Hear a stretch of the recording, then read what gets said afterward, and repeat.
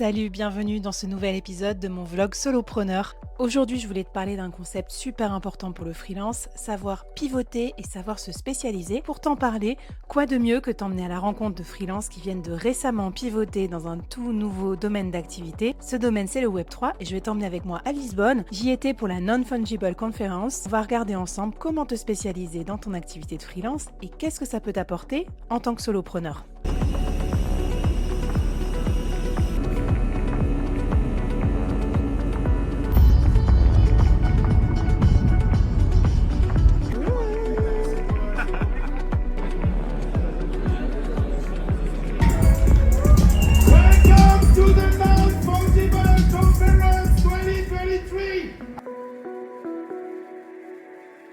Quand tu n'es pas hyper spécialisé, tu te retrouves dans un océan rouge. Un océan dans lequel tout le monde s'entretue parce que tout le monde fait la même spécialité, donc tout le monde court après les mêmes clients. C'est un bain de sang entre les concurrents.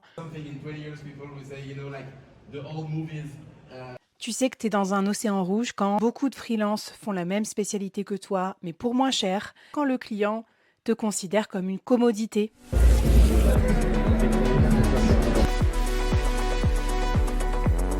Des articles sur le freelancing, je peux te dire que j'en ai lu. On te dit beaucoup, augmente ton TJM ou encore tu factures pas assez cher. Mais qui t'explique comment avoir la valeur ajoutée nécessaire aux yeux du client pour augmenter tes prix ?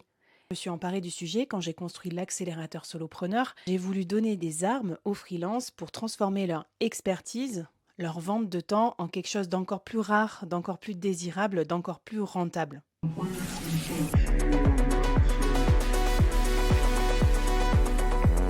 Cette expertise rare, je l'appelle la niche fertile. C'est l'intersection entre une compétence rare, un segment de marché très porteur et une difficulté particulièrement douloureuse pour tes clients, un problème à résoudre particulièrement impérieux. La niche, car c'est un tout petit segment de marché particulièrement juteux et qui va t'apporter de la pâtée mensuelle tous les mois sans faire trop d'efforts. Fertile, car c'est à la croisée entre un besoin client conséquent et surtout une tendance forte de marché qui va durer pendant quelques années. Tu vas pas t'investir à fond dans un nouveau domaine pour que demain ça soit complètement dépassé et qu'on n'en parle plus.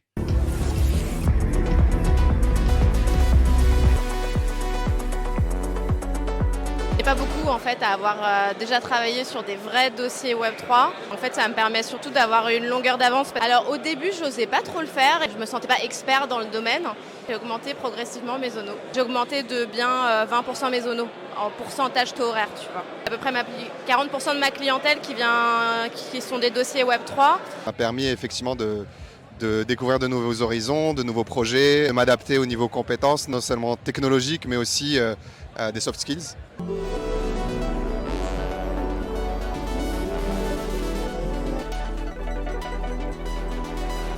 Il faut s'autoriser en tant que freelance à explorer. C'est une façon de ne pas être copié. Parce que du coup, peut-être qu'on pouvait me copier sur un de mes domaines, comme le podcasting, la vente, ou bien le Web3, ou bien être un ancien dirigeant comme moi, mais combiner ces 4 casquettes-là, c'est ce qu'on appelle le monopole personnel, c'est le croisement entre l'expérience, la passion et puis les compétences.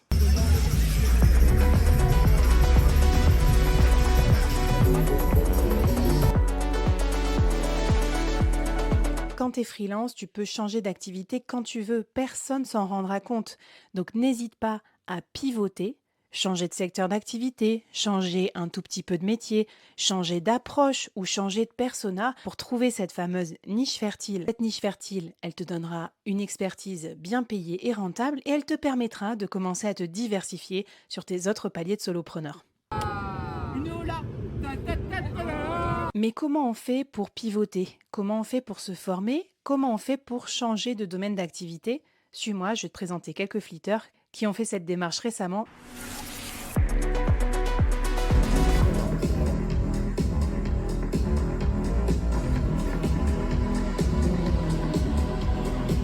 J'avais un peu fait le tour de la data dans le retail et j'étais en mode si je le fais pas maintenant, let's go. Beaucoup de personnes m'ont dit mais qu'est-ce que tu fais genre, le conseil c'est de prendre 2-3 mois pour vraiment voir si c'était pas une idée comme ça en fait et qu'il n'y a pas de l'ennui qui va venir plus tard. Si tu veux faire un truc, tu peux le faire. Il y a plein de technos gratuits, tu veux lancer un site, tu peux faire avec ça. Tu veux faire ton design, tu as Canva. Faire d'autres choses, tu as ChatGPT. C'est une trop bonne époque, je vais dire ça comme ça. Juste, il te faut l'envie, mais tu as tous les outils à côté et voilà. Alors c'est incroyable, en 2 jours j'ai découvert des métiers que je ne soupçonnais pas. Enfin, c'est mon premier événement, donc je suis super contente de pouvoir participer à cet event, de pouvoir networker. Puis ça me permet aussi moi d'apprendre à mieux me pitcher, à pouvoir mieux me positionner. Ça me permet vraiment de me réinventer. Je pense que c'est hyper important en tout cas dans la tech d'avoir cette approche-là et spécialement dans le produit. Donc,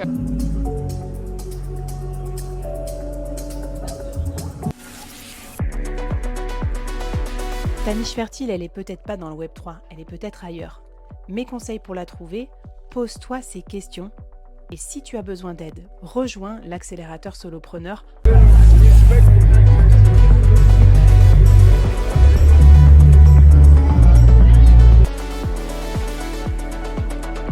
Ne pas se reposer sur ses acquis et garder un œil sur ce que les autres font, aussi bien la concurrence, mais que des entreprises qui n'ont rien à voir.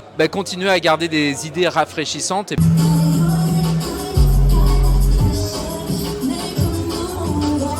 Il y a des nouvelles tendances qui émergent régulièrement, donc c'est un peu comment je reste tendance finalement et comment j'arrive à surnager par rapport à l'offre très concurrentielle. Il y a parfois des nouveaux noms de jobs qui émergent et qui décrivent un peu mieux ce que vous avez envie de faire, qui sont peut-être moins enfermants. Pas hésiter à jouer un peu avec, voir comment ça réagit. Et après, si vous voyez que votre audience cible, le type de client avec qui vous avez envie de travailler, ils sont réceptifs, il faut se raconter, il faut se storyteller, aller chercher des projets qui vous permettent de raconter cette histoire et d'avoir un bon enchaînement. Il faut se mouiller, voilà, il faut se jeter à l'eau. Parler finalement à des founders de projets et puis savoir de quoi ils ont besoin et pouvoir adapter finalement moi mon offre. Commencer à se former, commencer à discuter avec des gens de l'écosystème, dont toi.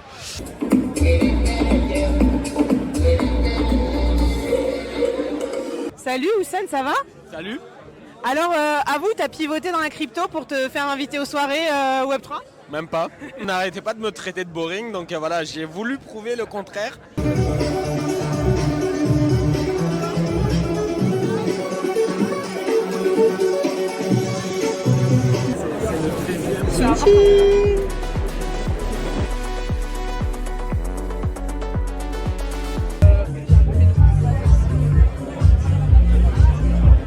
T'as le bon freelance, il arrive et il fait son travail et puis voilà, il repart. Et puis t'as le mauvais freelance qui arrive, qui fait son travail et il repart.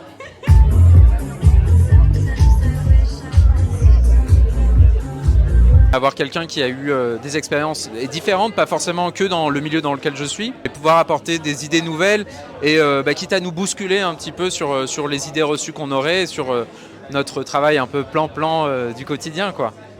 Bon courage et vive les freelances. Venez tester et puis je pense que vous allez adopter.